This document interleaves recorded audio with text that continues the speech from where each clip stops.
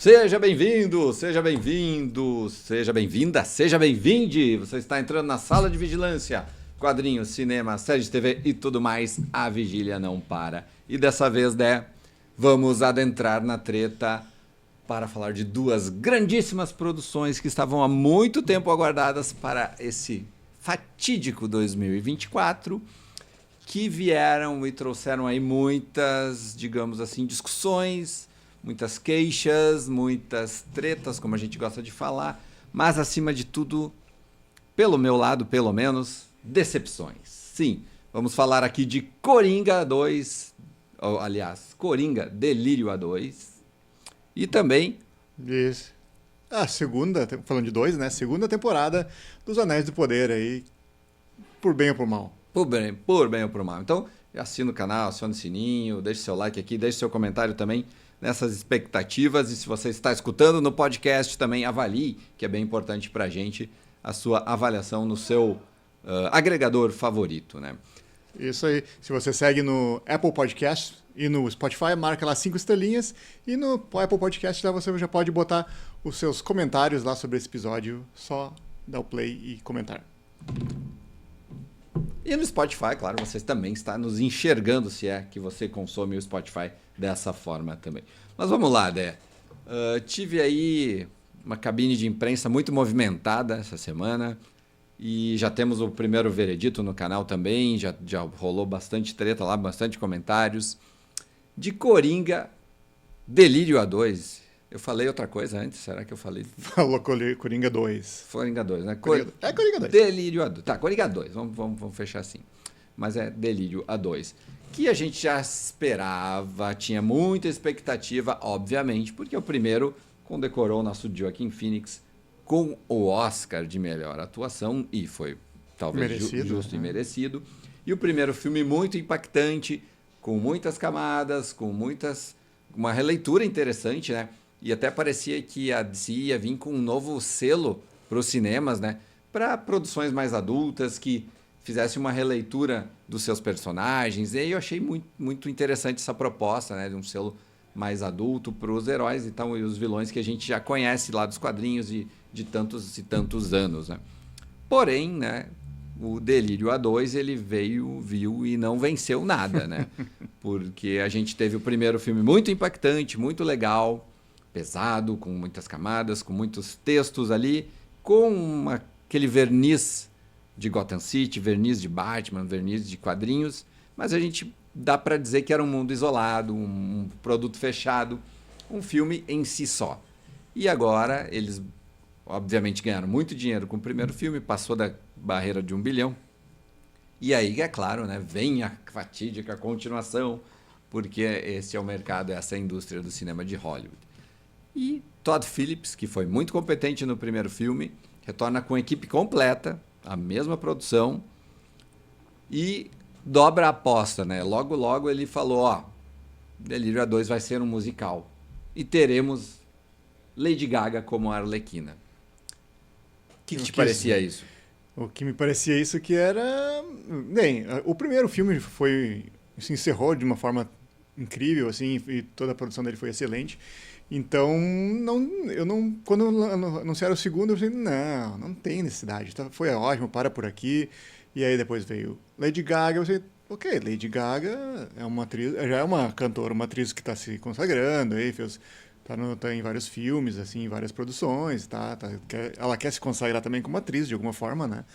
E até foi candidata, Eu acho que ela foi indicada no Nascer uma Estrela, né? É, acho que foi. E ela quer, né? A gente percebe nisso nela, né? Que ela, como plano de carreira dela, ela quer chegar nesse momento de repente, ganhar um Oscar, de ser muito reconhecida como uma atriz. E ela foi muito competente nos outros filmes e outras produções que ela apareceu. Mas vou deixar tu concluir tua frase antes de... E aí falaram, Lady Gaga, tá bom, é um filme à parte, não tem nada a ver com a Arlequina que já foi nos apresentado pela Margot Robbie, ou com alguma coisa a ver com outras produções. E daí enfiaram, vai ser um musical. Musical. Isso daí é aquela coisa, né? Que tu também já comentou no vídeo lá. Ou vai dar muito certo, ou vai dar muito errado, né? Então, porque musical tem todo um mercado à parte, não é todo o público que gosta de musical, né? É muito complicado. Inclusive é um gênero um gênero que complicado, espanta as pessoas no exato. cinema. Não sou averso, mas tenho alguns musicais que eu gosto, mas nem todos funcionam, assim, então já me espantou, assim, de segunda opinião, assim, né? Porque a continuação de um filme que já foi bom, que já teve uma entrega ótima, para que eles vão remexer naquilo? Mas assim, a gente pensa, né? A gente fica naquela dúvida, né? Porque Exterminador do Futuro também era a mesma coisa, né? Teve ali o filme ali, foi roteiro excelente, e aí teve um segundo que superou. Né? O segundo foi melhor que o primeiro. Foi melhor. Homem-Aranha 2 foi melhor que o primeiro. Homem-Aranha tudo bem, né? Mas De Volta para o Futuro teve uma conclusão legal do primeiro, mas daí eles conseguiram que o roteiro continuasse e fizesse muito melhor, né? Também, talvez não melhor, mas tão bom quanto. E aí a gente pensou, né? Fica naquela dúvida. Se o filme tem aqueles... Precisa? Precisa. Batman 2 do Tim Burton também foi legal, né? Então, tem vários exemplos assim, de segundas partes que foram boas, tão boas ou melhor quanto o primeiro. Mas aqui a gente ficou por um ser musical. E tudo aquilo que eu falei ali, né? Do ranço da galera que não entende musical, que não gosta tanto, né? E aí a água foi descendo, assim, né? E uma quebra de expectativa completa, né? Porque tu tá aqui no Coringa, o filme violento, pesado, e aí tu vai pro musical. Continuação desse primeiro. Para onde estamos indo? O que faremos? De que forma eles vão construir isso? Todas essas perguntas foram então respondidas nessa cabine de imprensa que eu pude participar. E aí, meus amigos, aí é que o negócio foi pesando. Ele tem até uma abertura muito legal. Vale lembrar aqui que a gente vai ter, obviamente, spoilers. Já fizemos nosso vídeo sem spoilers. Já fizemos nossa crítica. Aqui teremos sim spoilers. E o Der vai tomar uns na cabeça aqui. Não, eu já tô tranquilo. Já tá. E como já tá rolando esse hate aí, eu já tô dizendo que talvez eu não olhe tão cedo esse filme. Talvez mais daqui pra frente tenha...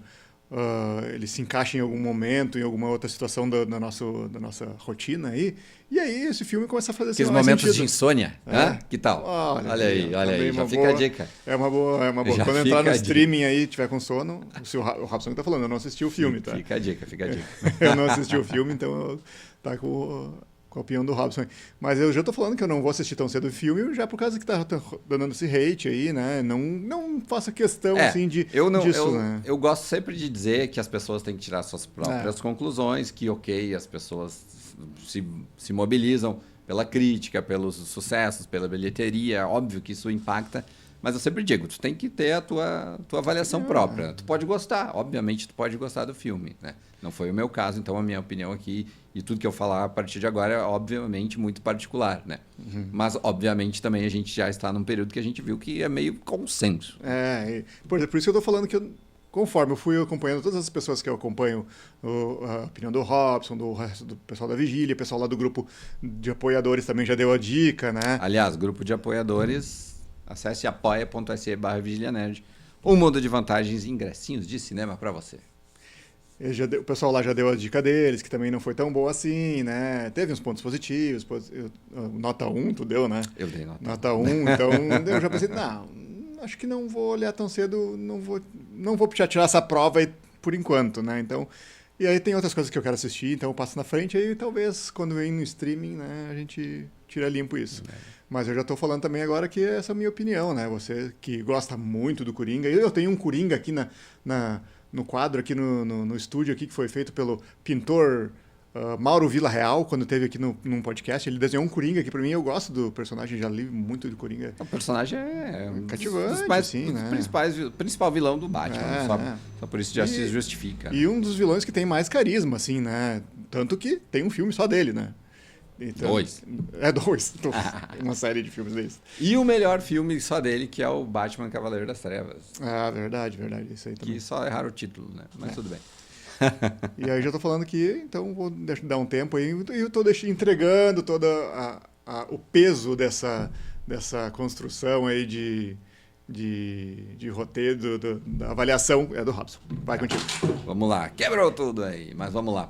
Então, O início ele é interessante, ele abre com uma animação do Coringa entrando num cinema, numa premiação, numa apresentação que ele vai fazer. Todo tipo uma animação da Warner Bros, né? Naquele estilo clássico do Pernalonga, assim. E ele vai entrando, vai duelando contra a sombra dele, então já faz uma questão de mostrar uma dualidade do personagem, de dupla personalidade, enfim, ter um mais mansinho e um mais aloprado. Então, já abre assim. Então, ele já começa o filme muito diferente do que terminou o primeiro, embora assim seja uma cronologia de que vai seguir, ele foi preso, ele está na prisão, né? E aí a gente tem essa abertura com um rápido desenho animado e a gente já está em outro lugar. Eu acho que ali o diretor Todd Phillips já quer estabelecer um contrato com a gente que, ó, isso aqui é um outro filme, começa diferente, é outra ideia e tentem vir comigo nisso aqui, né? Esse é o problema, aí começam os problemas, né? A gente tem um filme que é todo centrado na questão do Arthur Fleck estar preso e já é uma premissa talvez equivocada na forma de que se apresenta, assim, porque como tu vai estabelecer uma relação Coringa e Arlequina, sendo que ele está preso, né? Ele já está isolado, ele não tem como se relacionar com uma pessoa a nível de chegar a ser uma seguidora dele, né? Enfim, e eles tentam amarrar isso de uma forma diferente. E no momento que ele tem o primeiro contato com a Lady Gaga, com a Arlequina, eu já meio que torci o nariz, já fui para trás da cadeira assim, puta merda, sabe? Aquele momento assim, sério que vai ser isso? Sério que vai ser assim? Porque basicamente ele está preso no Asilo Arkham e ele topa com uma aula de música para outra ala de abrigados, né? Asilados ou presos. Detentos, melhor dizendo, né? E ali, em um vislumbre, ele passa, ó, dá uma espiada na aula de canto, fica olhando e ele dá de cara com a Harley Quinn, que dá uma olhada, obviamente, para ele e fica, já faz um sinal, assim, já fica assim, já estabelece um primeiro contato visual e aí eles tentam já dar aquele cliquezinho, ó, alguma coisa pegou aqui, né? Mas a gente fica assim naquela descrença, assim, sério que vai ser assim? É sério que ela já está ali e eles vão se conhecer ali dentro? Não digo que não poderia ser, poderia funcionar, mas não funcionou da forma como o Todd Phillips estabeleceu aqui. Porque o Coringa é da ala dos mais violentos e a Arlequina está na ala mais leve. Dos que ali vão tomar um remedinho deles. Presos queridos. Os presos queridos. E aí, em determinado momento, um dos carcereiros do Arthur Fleck vai levar ele para essa aula de canto porque ele acha que isso vai fazer bem para ele, porque ele já era um artista, ele tinha esse pé no teatro, esse pé no stand-up comedy, e pode ser uma coisa que vá ser boa para ele, né, para a saúde mental dele, né? E, obviamente, mostra a relação dele com outros detentos, eles vai aquela sessão de mostrar que tomou remédio, tem que mostrar o que engoliu o remédio, tem toda aquela situação que a gente já viu em outros filmes, né? E aí, em determinado momento, ele vai para essa aula de canto e vai topar com a Arlequina, né?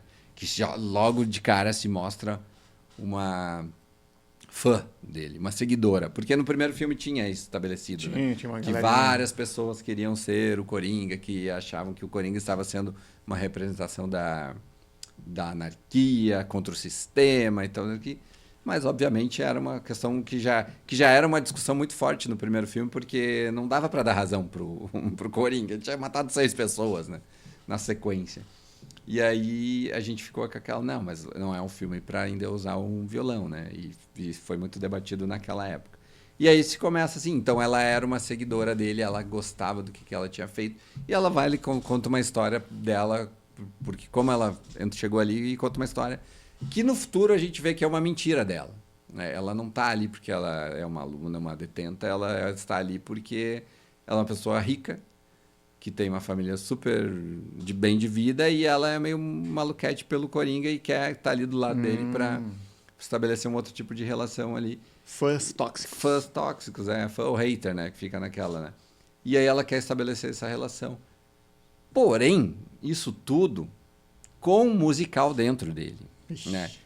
E aí a gente pensa, bom, o musical ele tá elevando a trama, tá elevando a narrativa, ele tá ajudando a se contar essa história? Não está. Ele é seguidamente um infortúnio para o espectador que está assistindo, assim. Ele é o momento que aborrece. Ele puxa a vida, corta tudo e vai... Porque isso é muito baseado nos delírios que eles têm, de um e outro, né? Dessa relação.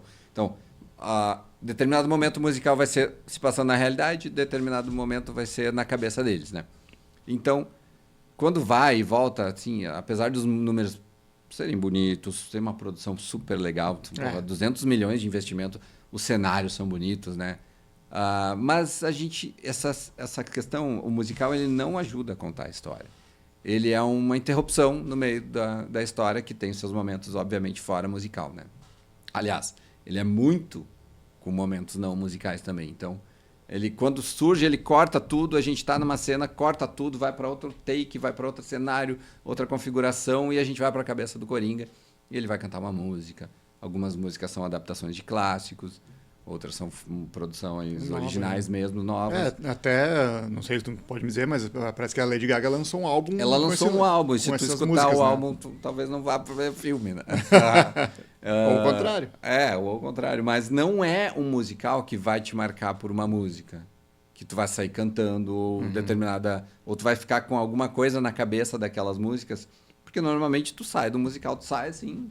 Ou em êxtase completo, ou uma profunda reflexão, assim. Mas tu sai com alguma música na cabeça. Mesmo se for um filme da Disney que tem uma ou duas músicas só. Mas tu sai com aquela música na cabeça. Aqui tu não sai com nenhuma música na cabeça. Tu não sai com nenhuma melodia na cabeça, tá? Então, eu acho que esse espectro musical, ele não estava agregando ali em nenhum momento, né? Ele, na verdade, ele interrompia as ações e arrastava o filme. Em vários momentos eu achei que o filme ia acabar e eu estava quase sentindo um alívio porque o filme ia acabar e ele não acabava, né? Então, Sim, ele ia... 2 horas e 40 de filme? 2 horas e 40 de filme, então foi bem complicado. E acompanhando o filme... A gente vai pensando que vários momentos ele pode acabar e vai se incomodando com as funções. Hora é na cabeça dele, hora não é. E eles deixaram daqui a pouco de fazer um filme de cadeia, que seria interessante, ou mesmo um filme de julgamento, e ele não foi para lado nenhum, porque existe um julgamento, existe a trama do julgamento. A gente tem a participação do Harvey Dent, outros personagens ali do mundo, do Coringa, alguns personagens do primeiro filme voltam também.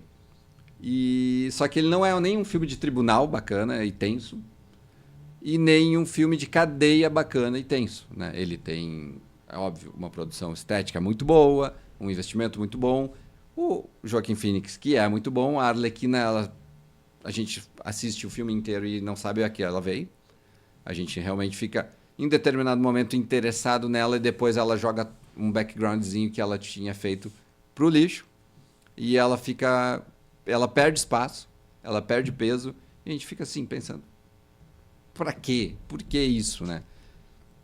Se tivesse focado num filme de julgamento, pudesse dar boa. Se tivesse focado num filme de cadeia, né?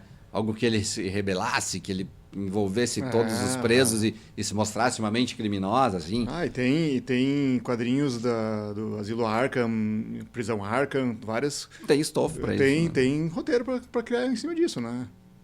Mas não, né? não vai para um lado nem no outro. Ele fica nesse meio termo, dividido entre essas situações, entre ser um musical, entre ter uma estrela pop, entre ser um filme de cadeia, entre ser um filme de tribunal, e ele não sabe para onde corre. Então, a história realmente ela arrasta. A gente não tem... no primeiro filme a gente tinha uma preocupação com ele, né? Em determinado momento, quando o Estado virava as costas para ele, quando a assistente social não deu bola para ele. A gente ficava ali com uma pontinha, por mais que soubesse que ele é um cara muito maluco, que alguma coisa ali falhou, né? Que alguma coisa ali não deu certo e ele sempre dizia, tinha uma frase muito forte no primeiro filme, que tudo que as pessoas às vezes precisam é de um dia muito ruim, né? Para estourar, para ter um momento de processo de catarse, assim. E aqui a gente perde tudo isso, né? Ele vai para o julgamento, eles relembram as mortes, e a gente fica assim, mas aonde vai chegar? O que vai acontecer, sabe? Em que momento a gente... E a gente fica com uma expectativa, ao mesmo tempo, de que, com certeza no final eles vão explodir minha cabeça, sabe? Não, no final eles vão vir... Tá, né? No final eles vão vir e vão fazer o que o roteiro de adaptação colocava pra gente, né? A Spike Jonze. Spike Jonze, adaptação, sim. A adaptação de Spike Jonze, ele falava, né? Kaufman, né? O roteirista. Isso.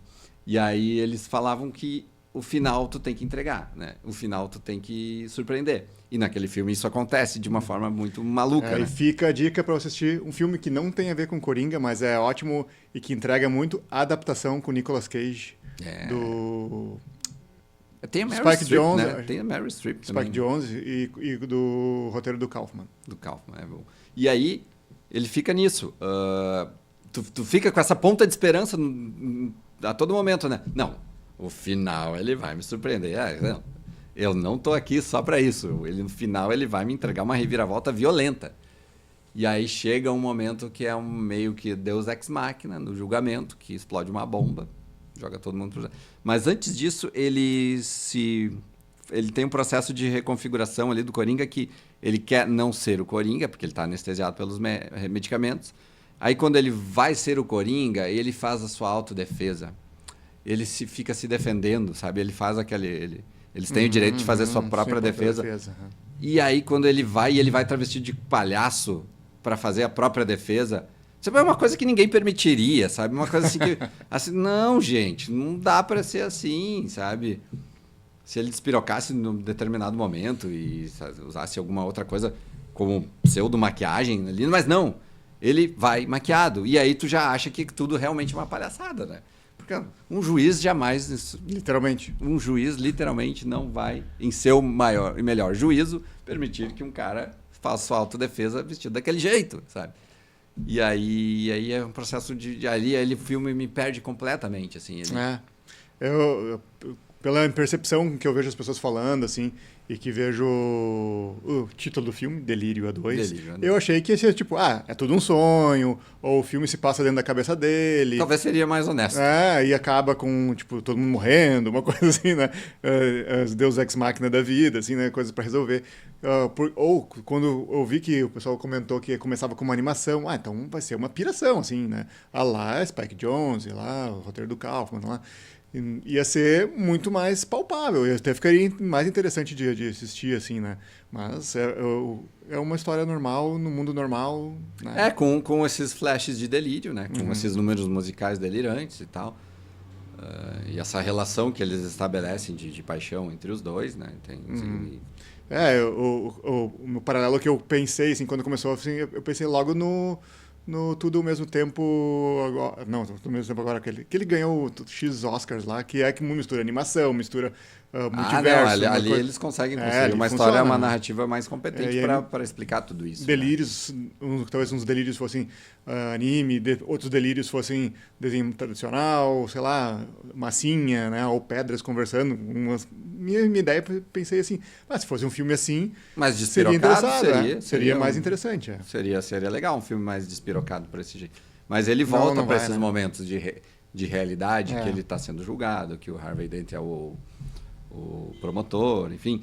E aí, quando ele começou a fazer sua própria autodefesa e ele fazia perguntas que não faziam sentido assim, para a defesa dele, eu comecei, cara, não tá fazendo sentido, sabe? Não tá, eles não sabiam que história que eles queriam contar, né?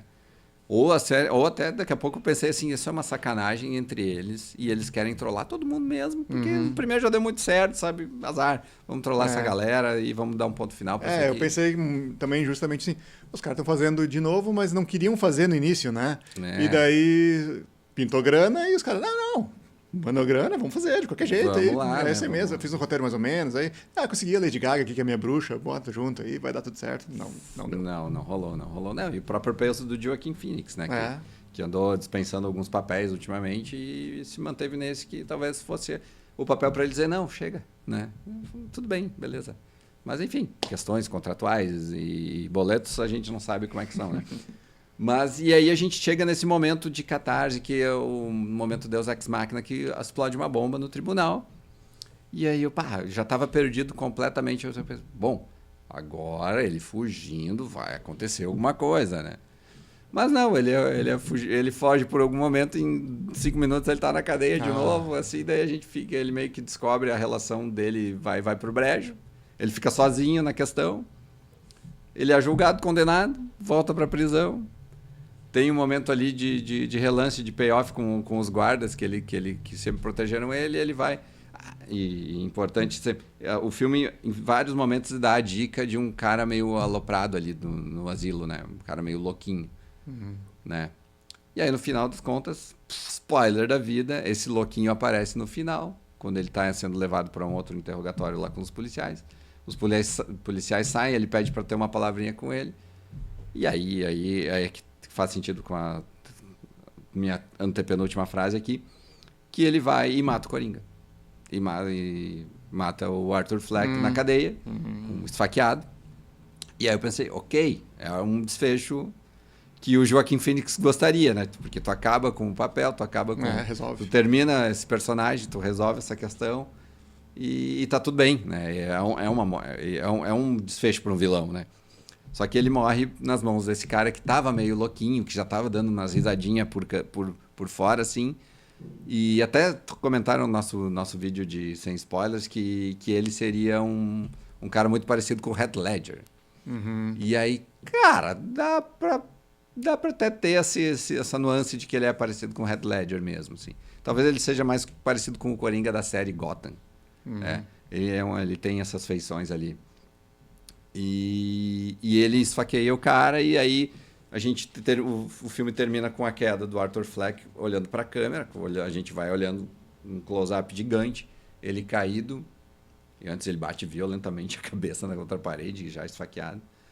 Ele está entre o choro e o riso, aquela coisa assim, e ele vai olhando para a câmera com aquela cara de maluco, assim. A gente tem o foco no fundo desse cara que matou ele. No foco do fundo, spoiler da vida, ele corta a boca com a faca assim. Como se estivesse dando a entender que o Coringa pudesse ter uma reinterpretação, uma nova vida, um outro personagem. E o Heath Ledger tinha essa questão da cicatriz na boca ali no Coringa do Dark Knight e tal. E aí eu pensei, puxa vida, mas isso é meio apelativo, né? Eu achei apelão, assim, achei uma apelação completa, assim. Embora eu achei interessante que realmente o Coringa tenha sido assassinado dentro da cadeia. Então, ficou um final assim que eu fiquei, puxa vida, né? Não chegamos a lugar nenhum. Mas, pelo jeito, teremos Coringa 3. Aí não sei, né? Aí vai ser complicado, né?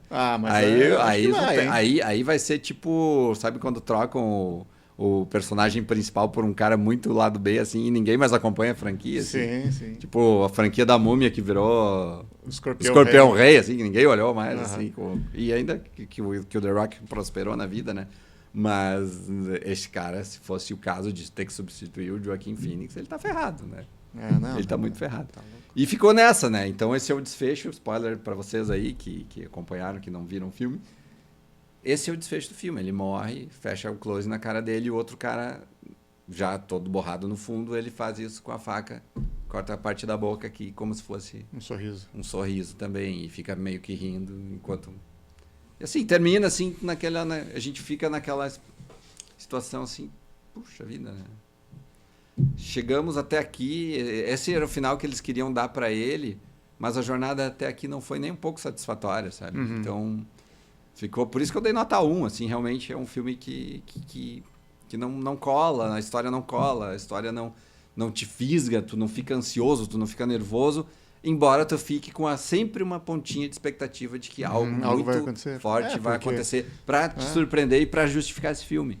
Porque no final não acontece. O Todd Williams e todos os roteiristas, eles são bons. Eles são artistas profissionais bons são competentes, né? E eu já falei algumas vezes aqui que tem uma nova leva de diretores que vieram oriundos da comédia, né? Que estão muito bons, né? O Jordan Peele, o Todd Phillips com o Coringa, o Craig Mazin, que fez o Chernobyl. E agora tá falando The Last of Us. Então, os caras que vieram das comédias mais escrachadas e que conseguiram entregar e dar um rumo novo pra carreira, né? E agora ele veio com essa ideia de musical, mas... Tá, e fazendo pergunta porque eu não assisti, vai demorar pra assistir, então. O Joaquin Phoenix. No primeiro, tu te deixava tenso aqui, porque ele não sabia se ele estava rindo ou chorando, se ele estava... Aquela interpretação dele era incrível, assim, né? Te deixava angustiado até um pouco, assim, porque tu E tinha muito... Tu te via um pouco também nele, assim, porque ele estava sendo desprezado e tal. Como é que tá agora, no segundo? Aí? Ele tá ok, ele entrega, sabe? Ele é um bom ator, ele tá no papel, assim, só que não deram muita coisa para ele trabalhar, né? A história não convence, né? Os números musicais dele são mais chatos, assim, também, né? Tá. E ele fez um bom musical lá com o Johnny June, né? Um tempo atrás. Sim, nossa, acho que até ganhou o Oscar também com alguma coisa ali. Mas é ele tem uma voz legal e quando ele canta rouco, rasgado, assim, eu gosto bastante. Mas quando ele tá cantando como Coringa, me incomoda, mas, sabe? Não fica legal, não fica sonoro, né? Então, ele... Claro, a Lady Gaga manda bem, mas não são músicas memoráveis, a gente não lembra de nenhuma música. Enfim, o filme não diz a que veio, no final das contas, sabe? Ele meio que diz assim, Todd Phillips, ele deve ter falado no momento assim, eu volto para esse projeto, tudo bem, vamos fazer isso aí, estamos sendo obrigados, mas me mata no final, sabe? me deixa sem ter compromisso com o futuro. Mais ou menos isso que eu pensei, assim, tipo, bota uma pedra nessa coisa aqui. Porém, ele, em vários... Como ele reconstrói os crimes do primeiro filme, ele até depõe muito contra o primeiro filme, sabe? Tu enfraquece o teu primeiro produto. Pois é, é uma pergunta que eu ia fazer também. Porque algumas vezes os segundos filmes engrandecem o primeiro e às vezes enfraquecem, ou às vezes também não acontece nada, não tem problema nenhum. E esse aqui, então, chega um momento que o primeiro filme fica menos bom? Digamos que sim, porque a gente tinha aquele um pouco... A gente tinha como conectar com aquele personagem de alguma forma. Porque ele sofria bullying, ele sofria, a mãe dele maltratava ele, a mãe dele falava mal dele pelas costas. Então tinha um sofrimento ali embutido que tu sofria junto, né? Querendo ou não. E aqui não, aqui a gente só tem um cara maluco que a gente não se apega mais, a gente não quer mais saber desse cara, sabe? Então, não... Mesmo os conflitos que botaram dele com os policiais, que uma hora tem um policial que parece... Um carcereiro que parece muito amigo dele, assim. Sabe aquele... Tu fica, que legal, pelo menos tem um cara tratando bem ele, mas depois ele vai ser muito pau no cu. E aí tu tenta... o cara foi um pau no cu, mas a gente não liga mais pra isso. Então, a gente não tem aquele furos, senso, então. aquele senso de pena dele, assim, a gente... Tem alguns furos, então. Não digo furos, assim, mas o filme é problemático na sua concepção geral, assim, então é difícil, é uma sessão difícil de acompanhar, difícil de se cativar, de se envolver e que te deixa essa sensação de frustração completa, porque como eu falei, a todo momento a gente pensa, mas agora veio o plot twist, agora vai vir, não vem. Esse é o problema. Não vem, e aí é a completa decepção, por isso que eu dei nota 1 aqui. E mantenho solenemente, piso forte com essa nota 1 para Coringa Delírio A2.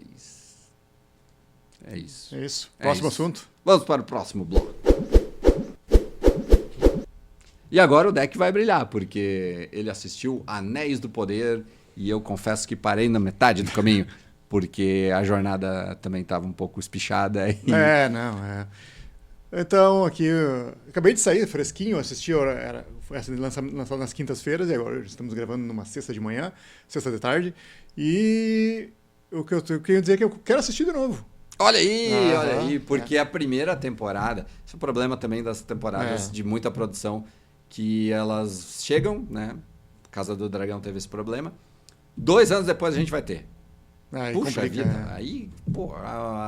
O HD já não registra tudo tão bem assim, né? Então a gente tem que fazer aqueles recaps e lembrar o que aconteceu para ver se vai ter alguma coisa, vai ter um furo ali ou não. O que eu assisti até então, acho que foi o 2º ou 3º episódio, foi que uma das personagens principais da primeira temporada apareceu morta e não deram a menor explicação como ela estava morta, né? Deram uma deixa ali de uma faca orc ali, de um veneninho. E pô, coitada da pessoa ali que teve protagonismo na primeira temporada e foi jogada, esquecida no eu acho que eu penso que assim que um dos principais problemas assim da série é que ela pode, de repente não é um problema, de repente é uma solução que eles podem jogar com os personagens novos que eles criaram, né, que não está em lugar nenhum na literatura do Tolkien, né? Então eles podem criar e fazer o que eles quiserem, que foi o que aconteceu com a menina lá, que é uma humana que se apaixona pelo elfo lá, né? Esqueci o nome dela agora, mas... A mãe do tio, a né? mãe do Mãe tio, do que é essa aí que tu falou que morreu, que ninguém deu bola e nem renovaram, né? Provavelmente para a segunda temporada, né? Então eles podem fazer isso e os fãs meio que não estão nem aí, né? Porque não é um personagem querido, vamos dizer assim. E ela também não cativou no primeiro, tanto que nem o Arondir, né? Que é o elfo esse. Que já teve um cara meio ninja ali, ele era muito... bem um ator bom, assim, se expressava bem e também lutava bem, e as cenas de luta com ele era... Ele tinha imposição sempre... para ser um elfo diferente, sim, né? Tinha imposição. Isso também é um problema, se a gente for pensar que todos os elfos deveriam ser assim, e não são, né? Mas ele é um diferenciado. E aí, então, essa é uma das coisas boas ou ruins, depende do ponto de vista, porque...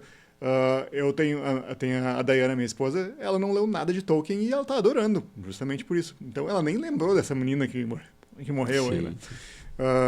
E aí eu vejo um pouco com o olhar dela, assim, que ela gosta porque está acontecendo, porque está sendo uma produção que, querendo ou não, é 100% efeitos especiais, um pouco...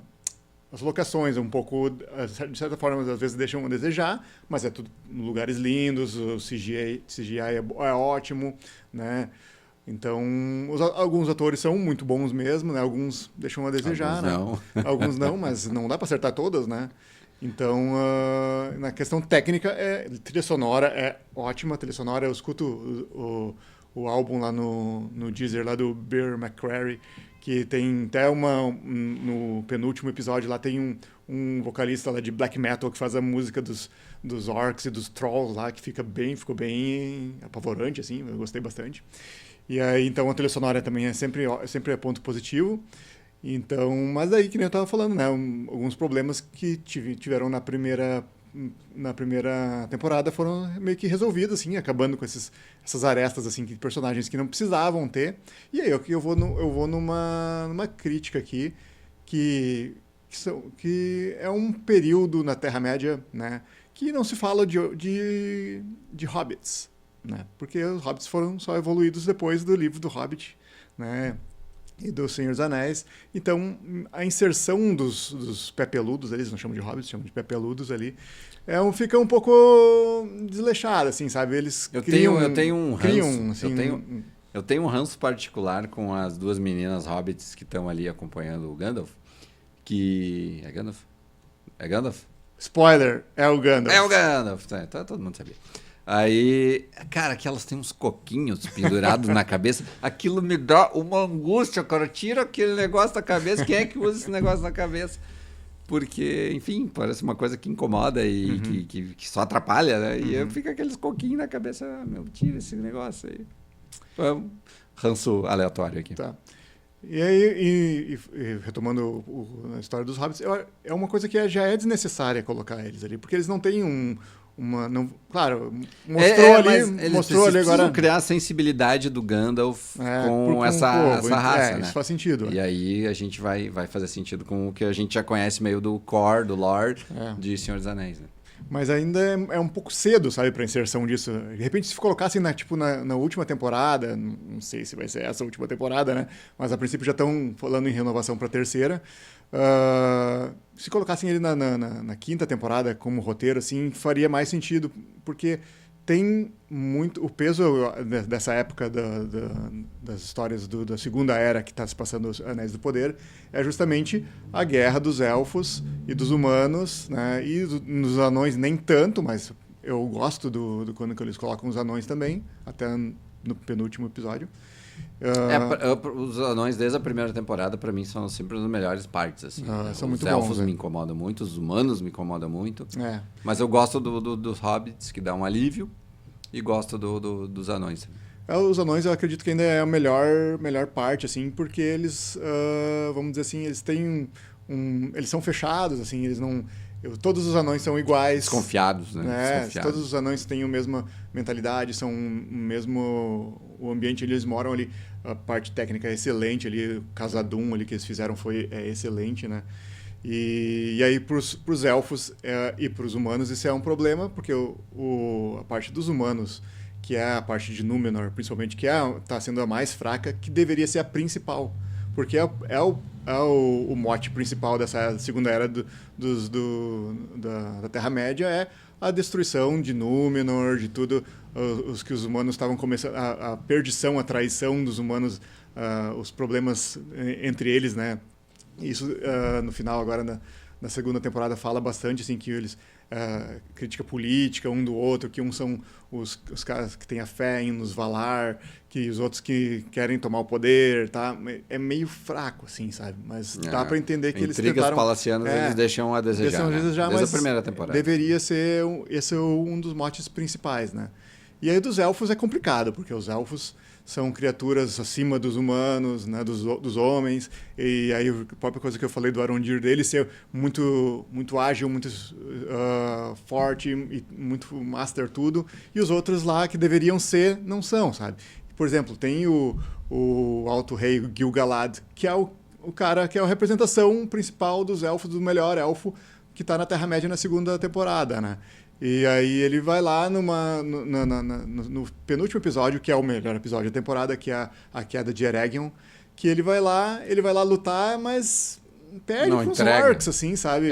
E fraco. E ele que deveria ser tipo o Arondir mais master, assim, sabe? De todos. Sim, assim. O próprio Arondir tinha momentos de oscilação de poder ali na primeira temporada, porque ele, hora era muito bom, e hora ele tomava um revés fácil, assim, né? E aí... E os outros elfos também. O Elrond também ele é um meio elfo, ele não é um elfo total, assim, porque ele é filho de um pai, acho que é o pai dele que é humano e a mãe que não, ou vice-versa. E aí, mas ele é uma alta estirpe da linhagem dos elfos, ele também cai por qualquer coisa, sabe? Perde alguma coisa e ele também não é tanto da batalha, ele é mais da diplomacia, mental, assim, né? E a coitadinha da nossa queridinha que fala com assim, né? A Galadriel, que... A Galadriel foi escanteada, ela foi escanteada, mas no final ali ela tem um protagonismo, assim, no último episódio principalmente. E aí ela também, escantearam ela um pouquinho, porque a atriz, de repente... Ou nem acho que não é culpa da atriz, acho que ela é o próprio roteiro, sabe? Ela é uma atriz esforçada, assim, mas aí é complicado fazer uma elfa tão poderosa assim, e a própria atriz também não é... a gente fala de estatura, porque ela não é... O pessoal comparou com Mas se for por estatura, a gente tem os piores elfos da história, né? Porque o Elrond... Nossa, parece que se eu der um ombraço nele, eu derrubo. Né? Aí fica nessa coisa assim. E eu acho que esse dedo de escolha de elenco, talvez a série não tenha acertado em seu todo. Acho. Porque é nítido que determinados papéis, determinadas falas funcionam lá com o Ian McKellen, né? Com o próprio... Quem é a Gwyneth Paltrow, né? Pô, eram imposições, a gente chegava, escutava eles e hipnotizava, né? Aqui a gente tem também esse porte, esse physique de role. Não. Peraí. Gwyneth Paltrow? Kate Blanchett. Ato falho. Gwyneth Paltrow não. Gwyneth Paltrow não, por favor. Kate Blanchett, por favor. Eu veio a imagem da Galadriel, Kate Blanchett na minha mente e eu falei o nome errado. Enfim, a gente bota a cara do Ian McKellen, bota a cara da Kate Blanchett na mente. Cara, que ela falar, tu vai acreditar e vai fazer sentido e fantasia que seja, tu vai embarcar, tu vai magnetizar. E Anéis do Poder tem poucos que fazem isso. O Arondir faz isso. A Galadriel, em determinados momentos, eu achei que pudesse fazer e depois eu meio que desacreditei. Os anões estão bem caracterizados, tu acredita. Nessa primeira temporada, na segunda temporada eu olhei para os primeiros episódios, eu não embarquei muito na do Sauron, não sei se ele melhora depois. Uma das melhores coisas dessa segunda temporada é justamente o Charles Dickens, que faz o Sauron, né? Então ele entregou. Entregou bem. Bom. E também eu vou esquecer o nome do ator agora, mas é o cara que faz as joias lá, os Anéis do Poder, que é o Celebrimbor. Ali o negócio funciona, sabe? Tu vê que o Sauron consegue enganar ele. toda a parte que a gente conhece da história, porque o Anéis do Poder é muito baseado em poucos descritivos do Tolkien, né? Não tem um livro contando as histórias de como foram fabricados os anéis. A gente sabe pequenas coisas só. Pequenas dicas, né? Dicas. Eles tiveram que fechar muitas lacunas. Né? A própria queda de Eregion, que acaba nessa segunda temporada aqui, é pouco descrito, não tem uma história escrevendo isso, mas só diz que foi, na verdade, o Sauron que conseguiu destruir, né? E aqui a gente foi um pouquinho diferente. Teve o Adar lá, que também esse ator foi muito bom, que é um ator lá de Game of Thrones, que ele virou esse elfo negro e trouxe os orcs dele e o Sauron consegue usar... Esse tá bem mesmo. Ele consegue usar, então, os orcs do Adar para destruir Eregion e conseguir o que ele quer. A gente sabe que o que tem escrito não foi bem assim, sabe? E talvez o que está escrito a gente sabe que é um pouco mais chocante, mas se vê que, spoiler, no final, no último episódio, o Celebrimbor morre e é bem cruel a morte dele, assim. Eu achei bem chocante, assim, né? Assim como o próprio esse elfo negro, Adar, que ele falou que ele assumiu esse nome, mas ele também disse que tinha outros nomes, né? E aí quem leu os livros antigos pensou, ele vai falar que ele é o Maglor, que é um dos os elfos essenciais assim da linhagem do Fëanor, que é aquele cara que tem uma estátua lá que os orcs derrubam e tô tendo uma comemoração lá e os elfos ficam tristes porque o Fëanor é o ápice dos elfos construtores, né? E ele que cria Silmarils e tem todas as histórias. Uma das melhores histórias da Terra-média é a do Fëanor, porque ele é um elfo que se perde, que ele não segue mais a linha dos deuses dos Valar lá e tal. É uma história muito comprida para ficar comentando aqui. Uhum. Mas aí a galera pensou, ele vai falar agora quem ele é, né? Então, mas não fala, sabe?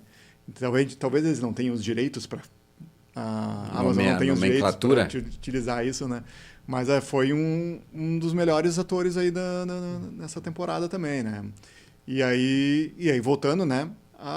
O plot do Sauron, do Anatar e do Celebrimbor é uma das melhores coisas dessa... E também as jogadas que eles fazem. Palmas aí para a direção da moça lá, que eu não vou lembrar, é Elizabeth alguma coisa, que ela cria toda uma performance visual para mudar a performance do Celebrimbor e do Sauron para ver como eles estão sendo, como o Sauron está ludibriando ele assim para a criação dos anéis, né? Isso foi muito bem feito, gostei bastante.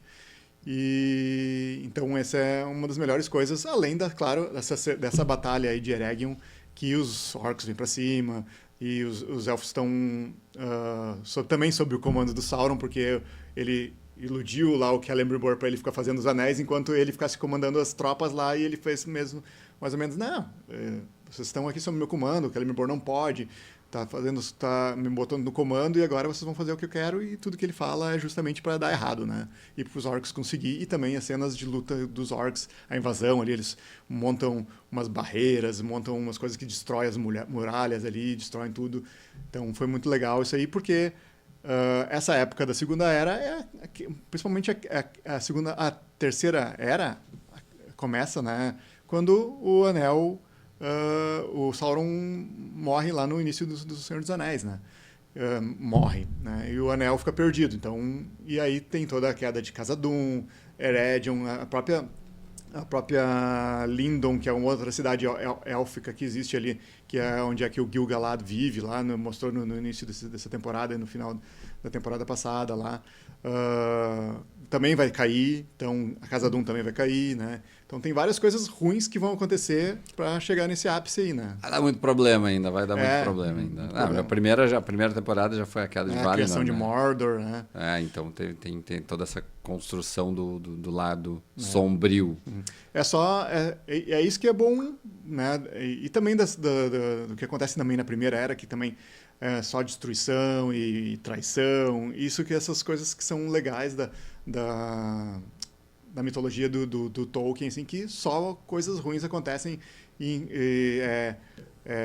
irmão matando irmão, que não sabe, irmã fazendo trama contra o irmão, tem várias coisas legais que acontecem aí, legais pra gente ler, que lê, né? É legal para acompanhar, porque é espectador. Né? E aí nessa segunda temporada que pega essa fase aqui, que também que é a queda de Númenor, que tem um livro que conta bastante sobre isso. E então tá um pouco a desejar essa parte, mas só vai acontecer coisa ruim até chegar ao final, onde, claro, vai ter o fim que a gente acredita no final da temporada, que é a queda do Sauron lá, que é o que aparece no início do Senhor dos Anéis, que eles contam a história lá do Elrond, do Isildur, né, e das outras. O Gil-galad também é um personagem que acho que aparece, mas eles não me ficam nos filmes, né? Mas é um cara que tá lá na queda de Sauron, né? Que na verdade o Isildur é só o cara que corta o dedo, né? O resto foi o que derrota mesmo o Sauron, né? Então até chegar nesse ápice aí vai ter muita coisa ruim acontecendo. Quantas temporadas será que a gente vai ter ainda? Umas 4, 5? Não, acho que é 5, né? 5 fechadas, 5 né? fechadas, inicialmente, né? Claro que se tiver muitas coisas ruins, eles não vão continuar, né? Porque demorou 2 anos para fazer cada temporada. Eles deram né? uma corrigida nos eixos, assim, nos rumos, né? Da primeira para a segunda temporada, a gente nota que eles deram, vamos entender o que o público sentiu aqui, que era ruim e tal, vamos corrigir. Correção de rumos, que obviamente toda produção tem, né? Enfim. Mas e aí, que fim levou o Gandalf e os Hobbits? Pois é, e aí uma das primeiras incógnitas que eles lançaram na primeira temporada é, tipo, quem é esse cara aí? E daí e entregaram no final que era o Sauron, né? Que era que foi o que mais a gente falou aqui no ano passado, né? Que o ano retrasado. Que o que mais incomodou na primeira temporada é que tudo eles faziam pra gente entender que era determinada pessoa, mas depois eles faziam questão de desconstruir essa construção para tentar nos enganar e a gente não achar que o Sauron era o Sauron e que o Gandalf era o Gandalf. E isso era irritante. Isso continuou agora na segunda temporada com o estranho esse que estava lá com os hobbits, mas todo mundo já percebia, porque ele estava sempre com os hobbits, com os ele precisava de um cajado. Precisava de um cajado. E aí agora no final, no último episódio lá, eles chamam ele até de Gandalf. Gandalf, assim, né? A palavra tem semelhança, né? Os próprios Pepeludos lá falam que ele é um grande elfo, então depois quando ele chega lá com outro personagem que é muito discutido aqui, que é o Tom Bombadil, que nos livros é um porre, né? E aqui a gente achou, vai ser um porre, ele vai ficar cantando, não sei o que nem nos livros. Não, foi um episódio. Foi ok, né? Sabe que quando eu assisti... Um guia legal pro estranho virar o Gandalf. Sabe que quando eu assisti o primeiro Senhor dos Anéis, eu senti falta do Tom Bombadil. Eu achei certo que ele ia aparecer em algum momento, assim, não sei. Porque eu tinha recém lido os livros e tal, e eu tinha uma musiquinha que estava na minha cabeça só de ler, assim, né? Tipo, não sabia como era... Como é que seria a melodia, mas eu tinha uma melodia, tinha uma musiquinha que ele cantava e estava na minha cabeça. E quando eu fui olhar o filme, vai ter isso. Eu achei certo, né? Mas, obviamente não teve. Então, o Tom Bombadil, eu sei que as pessoas não gostam muito da ideia, mas eu nunca tive nada contra. Aqui ficou ok, né? O único momento que ele canta, assim, é um momento que ele canta pra ele, assim, nos primeiros episódios que ele aparece. E daí, no último episódio, assim, quando ele conversa com o Gandalf lá, e aí os dois já cantam uma canção, eu acho que ficou um encerramento ok, assim, uma canção não compromete, assim, né? Porque, que nem a gente estava falando antes do Coringa, às vezes as canções comprometem, né? Fosse com certeza melhor que a da Lady Gaga em Coringa 2. E aí, então, encerra, assim, essa temporada aí, revelando que ele era o Gandalf mesmo, né? Tem o outro mago sombrio que eles chamam lá, que eles não entregam também, né? Daí vai ficar, agora quem quer saber se ele seria o outro mago lá. A brincadeira da série é esconder quem são os protagonistas, quem são os personagens, pra gente ficar teorizando para a próxima temporada. E aí não entregam também se ele é um mago sombrio, ele tem umas atitudes más lá, né? E aí a gente não sabe se ele é ou não um personagem do Christopher Lee, lá agora fugiu o nome. Saruman.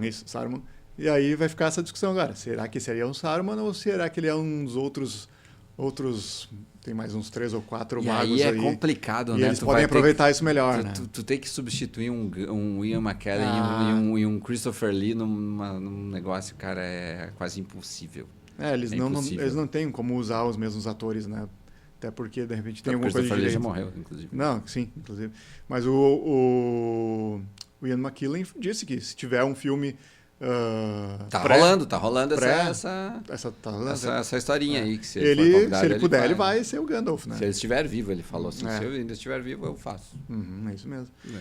E aí, claro, já foi o Gandalf também no filme dos Hobbits, né? O Hobbit, na trilogia Hobbit. Mas agora, esses que não me comprometeram, assim, a gente tá falando o ator que compromete, principalmente na sequência, assim, né? A menina que fez a Galadriel não veio porque... Não mostrou porque veio, né? O menino que faz o Elrond também falta um pouco, né? Mas sabe por que isso acontece também um pouco nessa série? Porque eles têm um certo receio e um pé no freio de mostrar as habilidades deles. Se eles tivessem estabelecido umas habilidades fantásticas lá para Galadriel, e ela tem algumas atitudes assim na primeira temporada, e fosse assim, sem medo nenhum, ela é fodona mesmo, ela vai arregaçar esses caras na luta.